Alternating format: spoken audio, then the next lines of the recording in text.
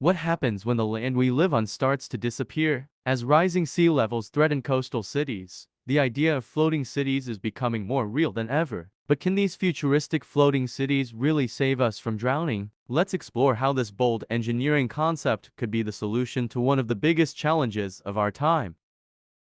Rising sea levels are one of the most alarming consequences of climate change. By the end of the century, experts predict that many coastal cities could be submerged, displacing millions of people. As floods become more frequent, we must find a way to adapt, and that's where floating cities come in. Floating cities are exactly what they sound like. Cities built on water. These cities would be constructed on large floating platforms that can rise and fall with the tides, ensuring they stay above water no matter how high sea levels rise. Floating cities rely on advanced engineering to stay stable and safe. They would use a combination of buoyant platforms and submerged anchoring systems to keep buildings steady. Each platform would be designed to float on water while being able to adjust for rising or falling tides, providing a solid foundation for residential, commercial, and public spaces. Floating cities could solve several problems at once. First, they provide a solution to rising sea levels, protecting people from flooding. Second, they offer a way to conserve land. Since cities are built on water, valuable land can be preserved for agriculture or nature reserves. And lastly, floating cities can be designed with sustainability in mind, using renewable energy and advanced waste management systems. Several projects are already underway to make floating cities a reality. In the Maldives, a floating resort city is being developed, designed to withstand rising sea levels while offering luxury living. In the Netherlands, a prototype floating community is being tested. And in South Korea, the Oceanix project is planning a sustainable floating city that could house thousands of people.